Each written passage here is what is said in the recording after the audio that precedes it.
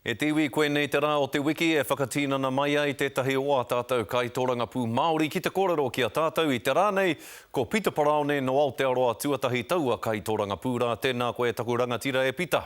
Tēnā koe Scotty. Te pire reo Māori ko koe te tāhuhu rangapū o mua o te taura whiri pēhe o whakaaro ki tēnei pire e karangahia nei ko te mātāwai. Te awangawanga kia mātou i roto Aotearoa tuatahi karekau ke tēnei pire i hakakahana ngā mahi a te taura whiri. Mēnā i kitana i a tātou te ahuatanga o tēnei pire ko te kaupapa kia tangohia mai te pūte e wātea ki te taura whiri kia tukunātu ki te rōpū hau ara ko te mātāwai.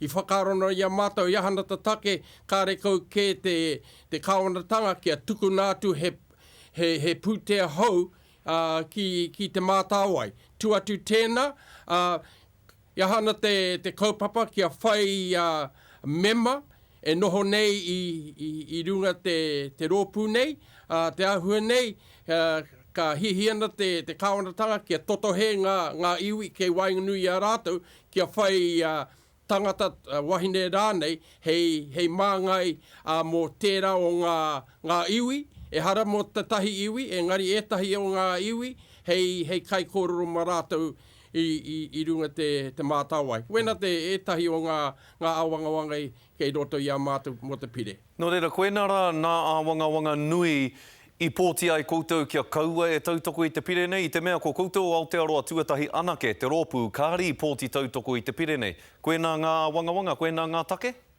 We tahi, tuatu tēnā, karekau ke te pire i tino kahana kia haka puawai iahana te huarahi hei oranga mō tō tātou reo. Ahakoa e ki nei te kāwanatanga tukunātu ki te mātāwai. Engari kia mātou i raro te kaupapa o te tiriti o Waitangi, kei hea te krauna e haka takoto a rātou kaupapa. Nā reira, wena ta take i mea tu ki a koe, ki haka kahana te tari, te taurawhiri, nā ta mea kei a rātou te kaimahi mo te krauna. E hariko anau i kōrero koe mo te rōpū whakamani te tiriti, i te mea, ko te pire whenua Māori tātāua kaupapa i ai nei, me te aha hei tā te rōpū whakamana i te tiriti o Waitangi, me he mea kāre te nuinga o ngā kaupapuri whenua i te tautoko i te pire, waiho taua pire kau e whakahautia. Koe nā no hoki te ia o whakaaro? I tae atu ki etahi o ngā hui hāpori, ki reira te kōrero i puta mai.